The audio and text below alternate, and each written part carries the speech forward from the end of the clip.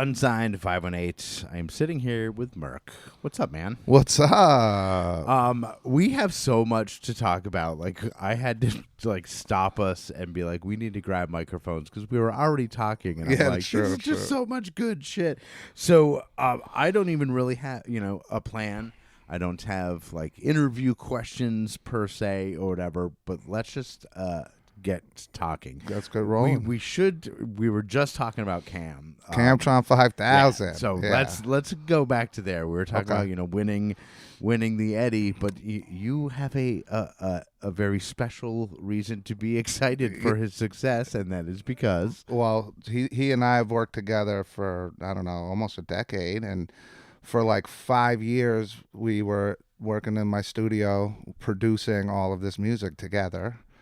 So every beat that he has on every record that he's been putting out, 95%, let's just say, conservatively. We was produced by myself and him in the studio just from scratch, just making music. So so I haven't actually, because of what happened 3 years ago, getting the cannabis license, which we'll talk about for sure at stage one, that I hadn't been really running the studio full time anymore. So he and I haven't been recording a lot, but we recorded so much. There was 100 songs that we were sitting on that would never came out. And he was just like, I just want to be the best. So I know to do that, I just have to record all these songs. And even from when we first started, I was like, this kid is super talented. It's different. He's like a wordsmith, and the way he weaves shit together is super interesting. He's like a pop culture. He's like Trivial Pursuit, pop culture reference wise when it comes to his music. There's so much of that. It's just so interesting, and it's just a different take on things. And so as a music person, I was like, oh, this kid's special. Let's go. We'll just make music together, and let's go. We'll just make but he never wanted to put any of it out, and then but I just think he was working to get to this point, and then he just started putting it out, and I knew that when he let people hear it, he's gonna win critics over and win awards. And so him winning the Eddie for Best Hip Hop this year was just and it's not just what you hear on record with him, but it's his performance. Oh yeah, he doesn't miss it's unfucking you could wait all day for him to make a mistake. No, he's not happening. No, and his performance again from day one. I remember his first performance. We put together the tape, and it was on some showcase. It might have been a showcase that I was throwing with the band or whatever, and that he came and performed at. And we put together this in the middle of a song. There's this kind of breakdown where where this woman's voice comes in, and she's this witch from beyond, and he was he wanted to do that song, and then he had this whole idea to pull out a sword and have a cloak on, and he did. So the theatrics. He's a theater. I mean, I've got his fucking comic book. On the wall, which is something that he and I came up with as an idea for how we could promote his album. It originally was let's create this Instagram page that reads like a comic book, and we'll build it behind the scenes, and then it'll scroll up, and it'll already be built. So if you look at it as a scroll, it reads like a comic, and if you look at it as a grid, it reads like a comic. So the end would be the first post, and the last post would be the beginning, right? So we'd have to do it backwards. We have to plan it out. And so that was actually how the comic idea started. And then he started getting kind of panels made for it. And then he found an artist that he fell in love with. And then he did the whole comic book with this one artist who I think lives in Italy, maybe. Yeah, and the name is... And he did the cover is a different artist. Ezequiel Rubio. Yeah, I think he's from Italy. And the inner shit is one artist, and the cover is a different artist, and he got really super, and he wrote the whole thing, and we discussed concepts of ideas of where the story could go, And if you listen to the album that we put out together with John Glenn, Foster Planet, that was I reviewed that one. Yeah, you did. There, yeah. and that like ties into the storyline of Cam's comic book. If you like there's like the moon base and the alien and all of these different, so like he's still the alien even on that, and John Glenn is like John the astronaut, and I'm the scientist. So that's kind of the theme of the Foster Planet, and like it ties into his whole thing. So it's like to get me and John Glenn to buy into that degree, like, yeah, we're gonna do this collab album, but it's gonna totally tie into your whole fucking thing. Yeah, fuck it, yeah. Like, let's just make an album together. Like that was, it was really natural, and feels really good. All this, I'm so proud of him for him to win that award, and it's been like awesome to watch. Yeah, like I said, I've got a bunch of Camtron stickers somewhere around here, and right next to it you got the 38 special. Oh yeah, the 38 special, and then up here at Andy Palooza 3, Camtron played. He jumped on like last second. Nice. Him and JB. They were just like, they asked me, like, you want to know how fucking cool that feels to have somebody be like, hey, your thing, it was my birthday party. It's no more. We could, because it was that single cut. But they were like, hey, is it cool if we come and do a set? Yeah. It's like, you fucking kidding Hell me? yeah, bro. Like, yeah, you can come and do a fucking set. I'm like, I'm changing the poster right now. I'm putting you on it. That's like, awesome. That's awesome. Yeah. And also, Camtron is like a class act of a human being too. And so is JB for that matter. Yep. They're just like great dudes. So like just the success, and both of them have won. Now both of them have won Hip Hop Artist of the Year at the Eddies. So great company, those guys. Definitely. Yeah.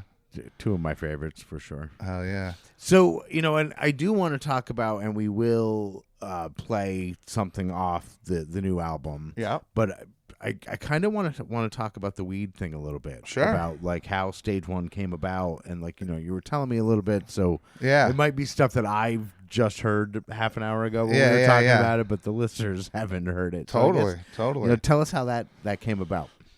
So in 2011, a group of people that I was involved with got arrested for conspiracy to distribute 10 pounds of cannabis. So I was involved in that conspiracy to the degree that there was about 5 of us that were charged within it, and so that was like, here I am in my 30s, like, damn, getting arrested for selling weed. Like, my band is just so 2011. I don't know if anybody remembers like that era.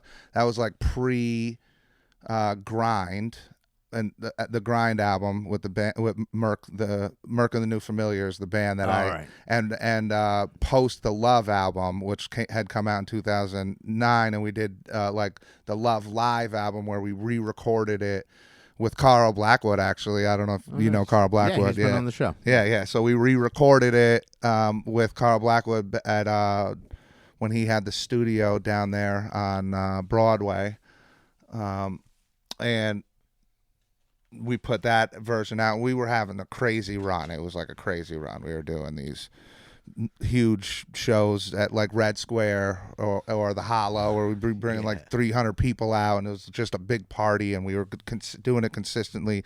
Elda's on Lark Street for New Year's Eve every year, and it was just always we knew what was going to happen. It was, and so think about things were going really well for the band, and then I get arrested for this conspiracy charge. It was like a real low in my life at that moment. I was like, I don't know, this is going to, it like made touring very difficult. I had a probation officer all of a sudden, so leaving the area to go to South by Southwest, although she did eventually sign off on it, and she let us go to South by Southwest 2 years. So, because I was like model. I didn't smoke weed during my probation at all. I pissed clean every time. I was like a model because I couldn't fuck the shit up. You know, that's what I gonna mean? be fucking just scary. It was terrible. It was terrible. So then, fast forward to 2022, and they're starting to talk about how they're going to give out this license. And they say, the first licenses are going to be given out to people who were originally charged with cannabis. And if there was no violence associated with their charge, no gun charges, no additional drugs. And for us, it was just weed. It was just shipping weed from California, selling it, and that was it. That was what was happening. And I wasn't even really involved in it. It was my best friend who was like doing it. And then I just happened to be on phone calls, and like the guy who snitched on us like didn't like me, so included me in it kind of, and did I get some weed from him? Sure. Right. But was I like this big dude who's selling it to everybody? Not really. I just got good deals and just kind of kept to my own. I was doing the band. I wasn't really focused on selling weed, Right. I was selling, but whatever. I mean, you get what I'm saying.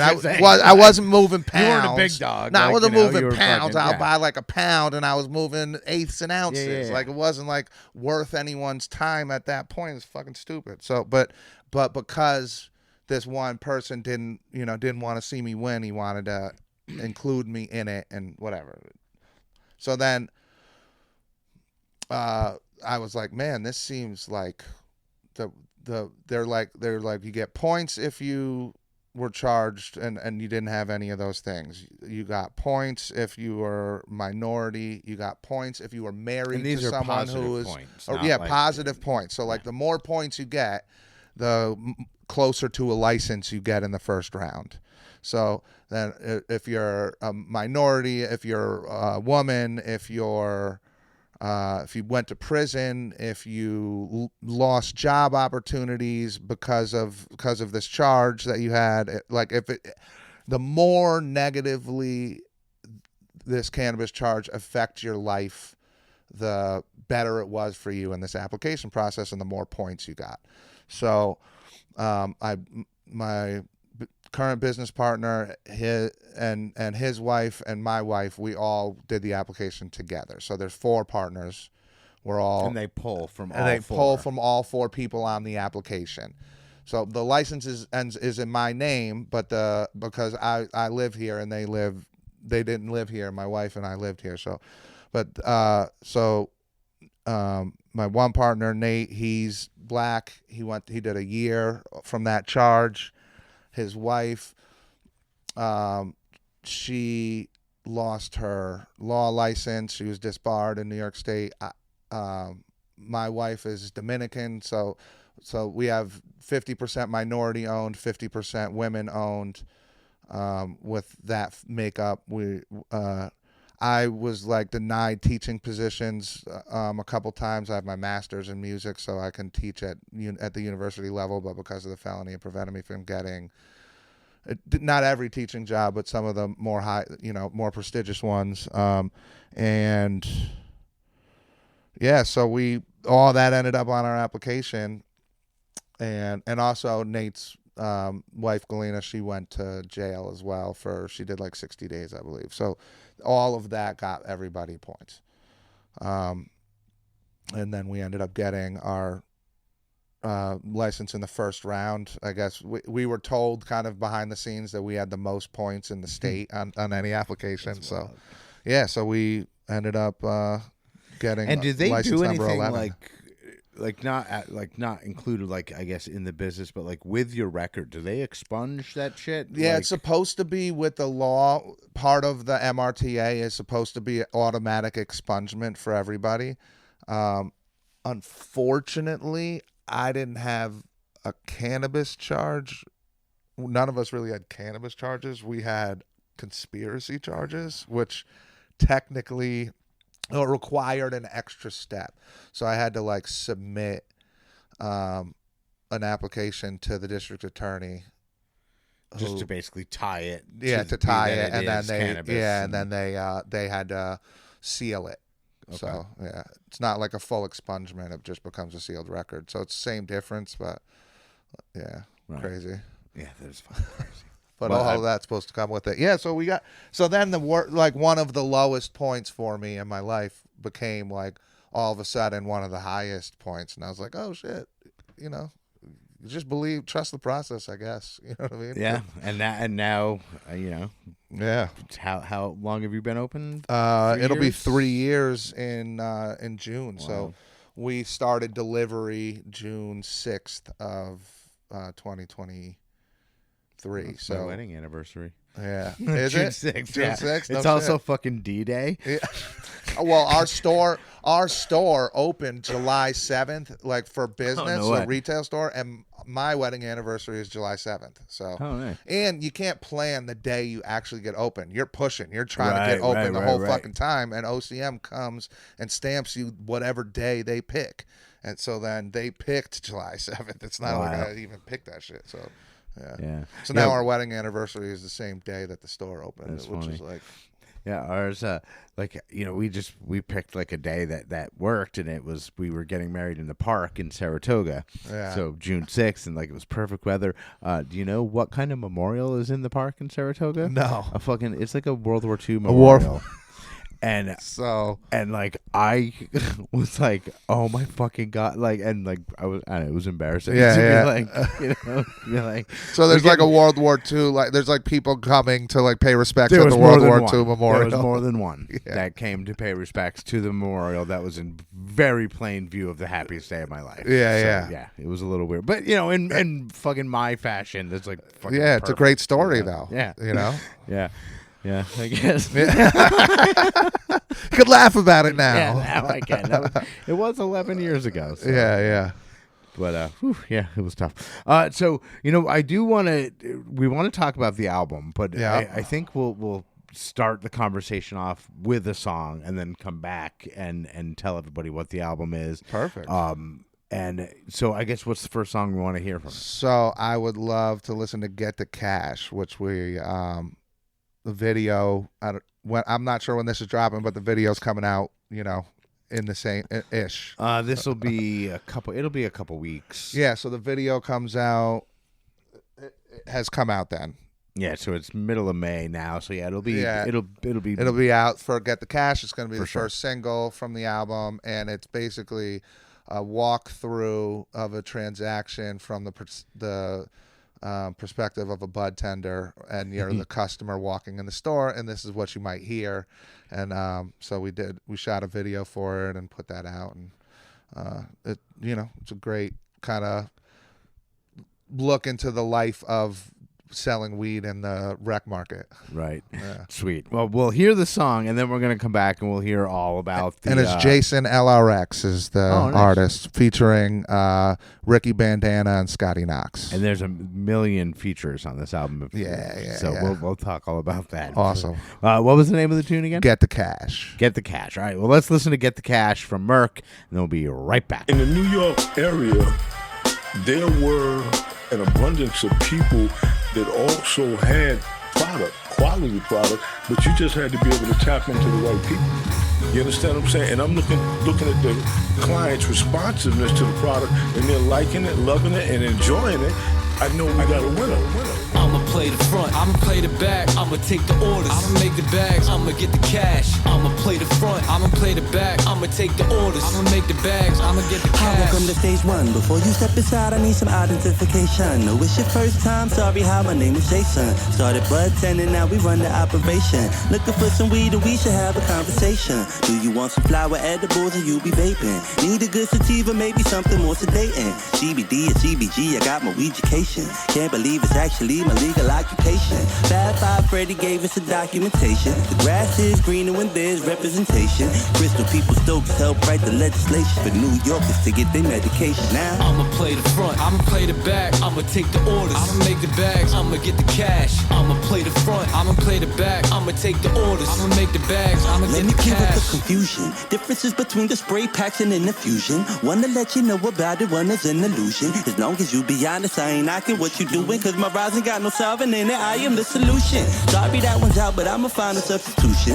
This one just dropped, and we the first to introduce it. I just tried to sample it and it got me kinda zooted. That's why I love my job, cause I get blessed with the exclusive. Shout out to the owner, which is also who produced this. Legacy the legal made the beat and then we looped it. Started right there where the stairs and the stoop is. Now we in the store moving units. I'ma play the front, I'ma play the back, I'ma take the orders, I'ma make the bags, I'ma get the cash. I'ma play the front, I'ma play the back, I'ma take the orders, I'ma make the bags, I'ma get the cash. I'ma play the front, I'ma play the back, I'ma take the orders, I'ma make the bags, I'ma get the cash. I'ma play the front, I'ma play the back, I'ma take the orders, I'ma make the bags, I'ma get the cash. Stage 1, we family for life now. All right, that was Get the Cash off the album Stage 1 Stoned. And, we were saying while we were listening to the song, it's like it's not a Mirk album. Right. It's a Stage 1.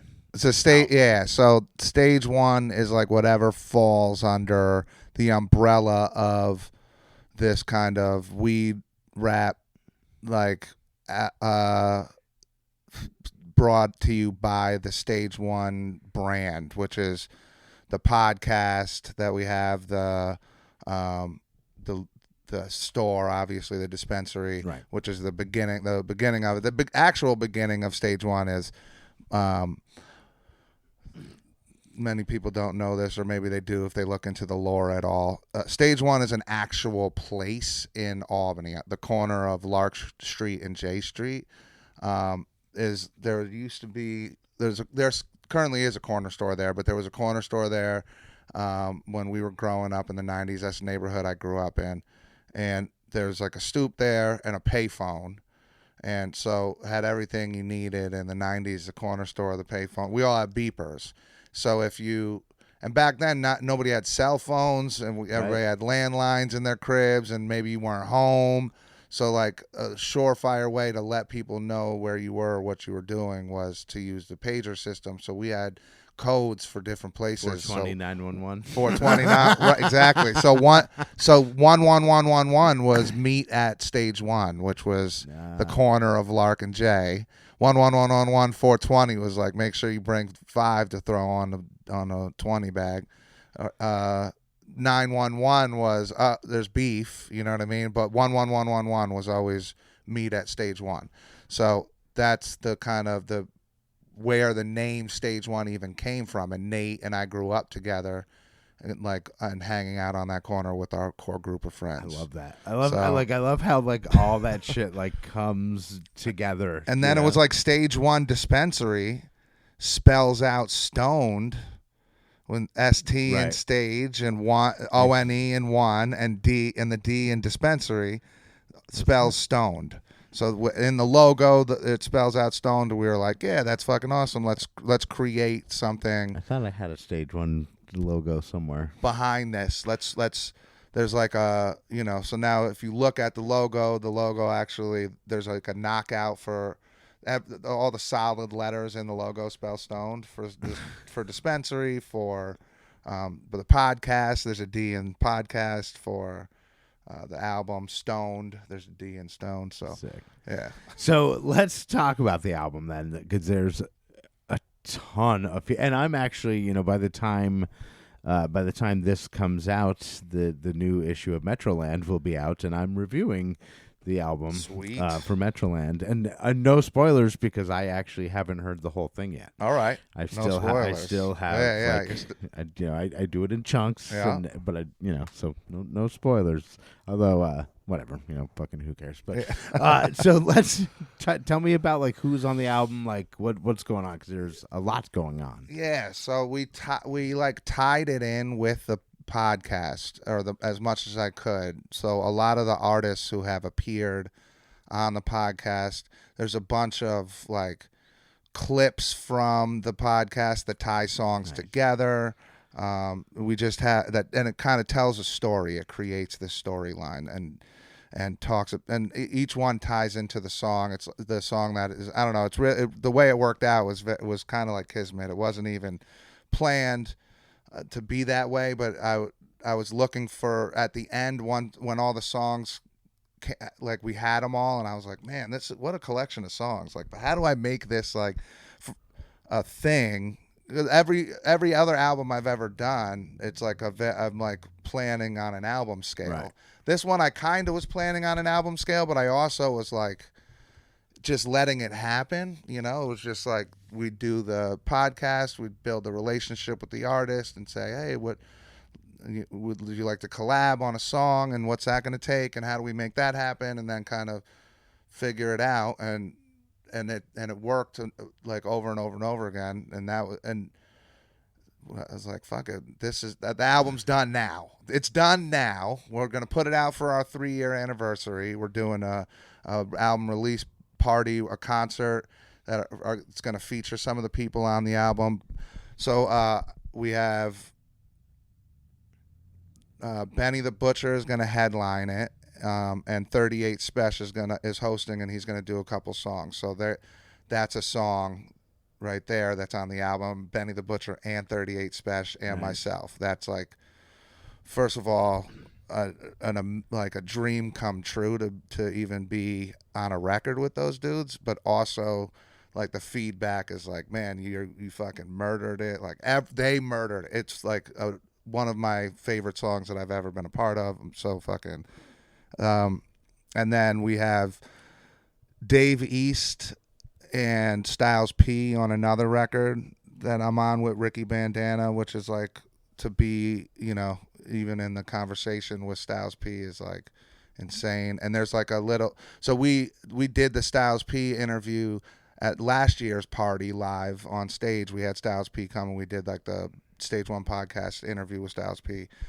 And every episode, Jason LRX, one of the artists that's heavily featured on this album, he's an artist that I've been working with for a really long time. Even to bring it back to Camtron, we had a kind of a project together where we were working on called Foster House, which is the name of my studio. But the three of us, it was like me, Cam, and Jason, and we put out a few songs actually. 2020. There's like a few. Let me see, what else did we put out? I know, because we did so many. We did a bunch of them. We only put a few of them out. Summer Home. Anyway, there was like, so Jason did every episode of the podcast. He does this thing called Buddha Bars where he spits a verse. Because he's just an artist that I've just been supporting for a long time, just like Cam. Like Cam came on and he was like on this podcast, and he spit a verse too.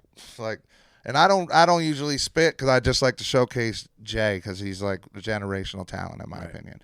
And so he spits a verse on like in front of Styles P, and you like hear Styles P in the background reacting to it. And it was originally an acapella.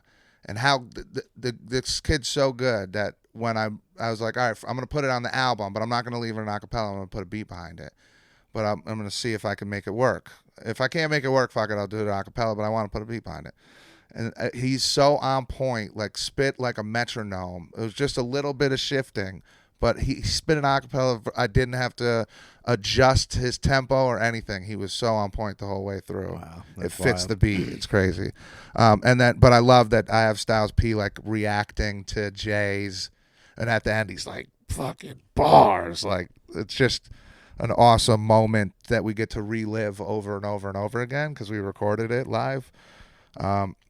And then I have Mr. Cheeks, who I've collaborated with in the past. Shout out Mr. Cheeks, who's on the Grind album. And Vado and Graph and Jaywan, who is Jada Kiss's son. Oh wow. And right, yeah, it's we interviewed Jada Kiss and Jaywan. We had some really great got some really great shit with them. Like a story about when Jada Kiss first learned that Jaywan smoked. So, and we got both sides of that interaction, and go look it up. It's really hilarious. That was like a viral moment. Joe Budden talked about it on his podcast. It was wild. So, yeah, that's that's like all the big name features, which is like a crazy amount. And then we have like kind of appearances on the album, we'll call them, where like were clips that we got while we were recording the podcast of artists, and such. We had Afro Man. We have a clip from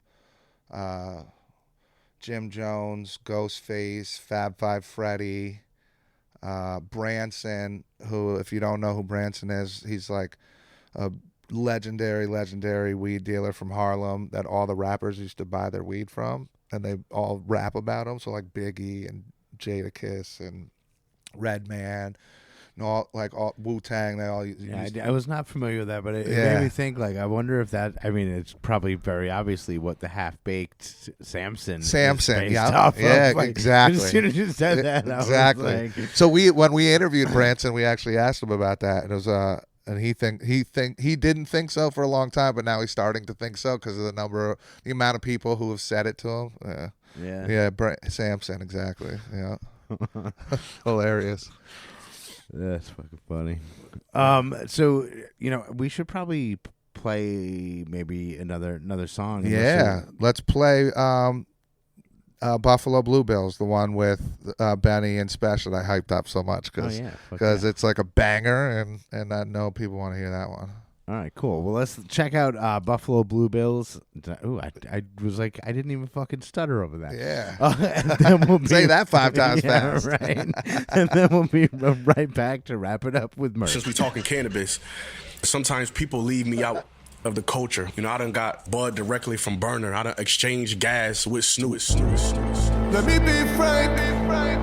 Been counting blue bills like Buffalo. Yeah, the 716. Riding my way, no undertow. Let's go. Sound like music.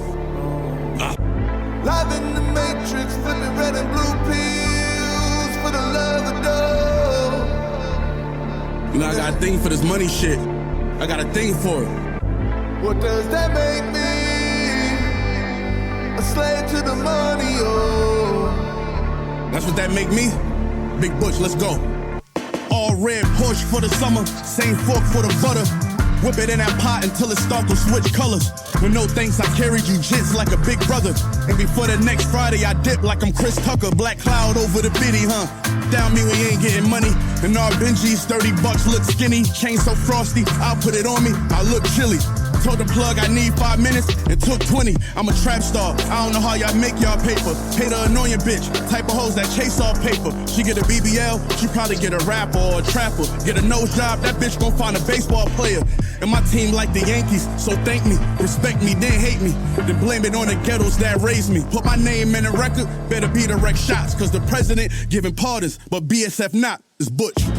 I ain't counting money unless it's blue and red or a stack of 120s in a purple band. I ain't counting money till the crew is fed and we sold at least that amount of money worth of grams.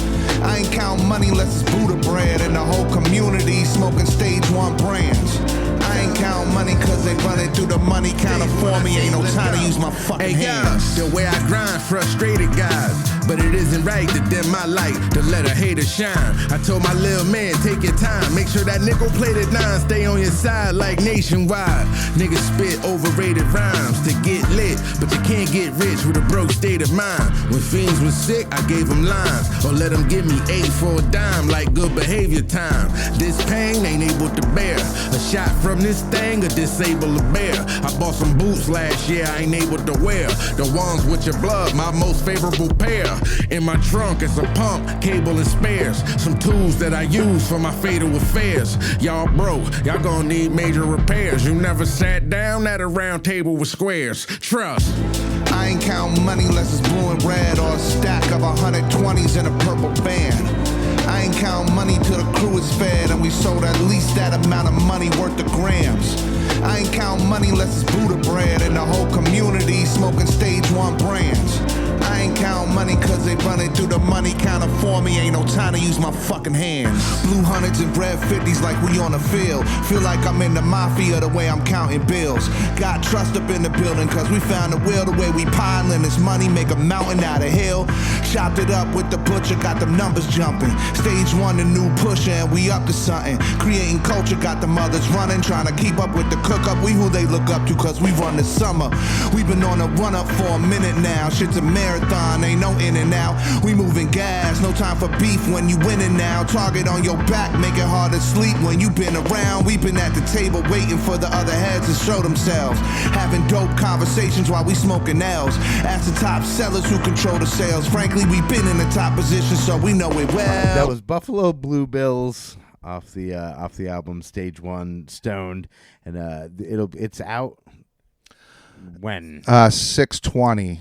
Yeah, so probably won't quite be out when this episode drops. Yeah, it drops on 6/20. But you can read the review of it and get you more excited for it. Well, if you really, really want to hear it, come in and come into the store for between 5:20 and 6:20, where we have copies available. So it's like it's a download. So download cards come in, scan the QR code, it'll bring you to the download.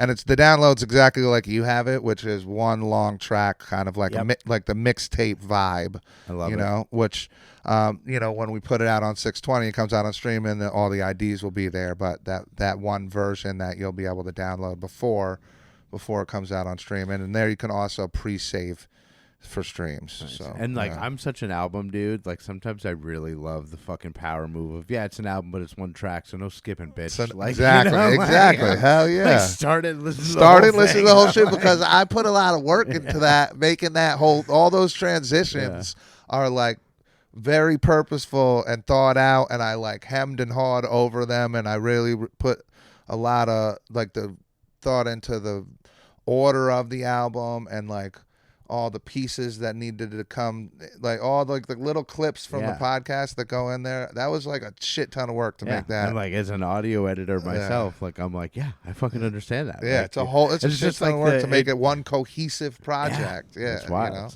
Listen to it as a whole. Please. I have notes where I left off, like because I'm doing the review. I think I'm at 7 minutes and something or whatever, then I'm like, when I come back, gotta get it, scrub it to the right spot. But anyway, before we go, I do want to give you the chance to say what I refer to as your gratitudes. So the microphone is all yours. Oh man, I want to thank the whole 518 scene for just being a thing that has supported all these great artists and great musicians and who've been doing their thing here for a long time, and I've been witnessing it and been a part of it in many different roles. So I just want to thank everybody for chugging along, because it's not always easy. You know what I'm saying? Because it isn't. It's like, it's clear that the people who are still here and are still doing it do this shit because we love it and not for the accolades or for like any source of income you know what I mean? We're here because we love this shit and we're in the trenches. So just thank you for like still supporting that scene and creating art and being there. So that's because that's what this is, right? Like without this platform and things like just throwing shows and doing all those things, it's like we wouldn't be here without the Metroland. Thanks to Aaron Harks for bringing that shit back and being the torchbearers. There's a bunch of us torchbearers that are around here still being that. And so I want to not only thank the torchbearers, but thank everybody for supporting the whole scene as a whole.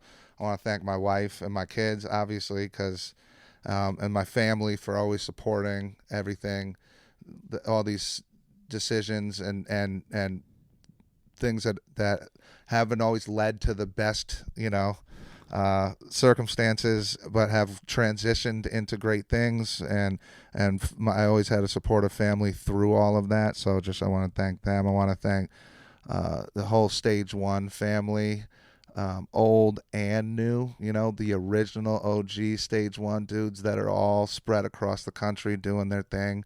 from California to Florida to New York and everybody in between, just holding it down. And the new Stage One fam that has helped to build the store to what it is.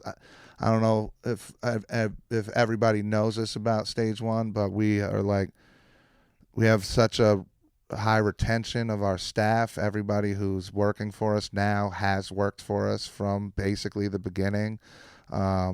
So, we've shrunk because of the influx of stores that have opened. We were the second store, and we were the second store for 6 months, and there's just two of us. So that was that. In order to support that amount of, volume, we needed a lot more people. We're shrunk down to a more manageable staff for what we're doing now that there's 70 plus stores in the capital region, which is great, but it's definitely more of a convenience thing. So you're not, we have our loyal customers. So I want to thank all of them. And I want to thank anybody who's really ever supported Stage One in any way. But the team that's there right now, has been there basically since day one, and they're the fucking best. And I love all of them. I want to thank Rap Dills for, being the co-creator of the Stage One podcast that has really helped to kind of solidify the brand overall, from not just the store.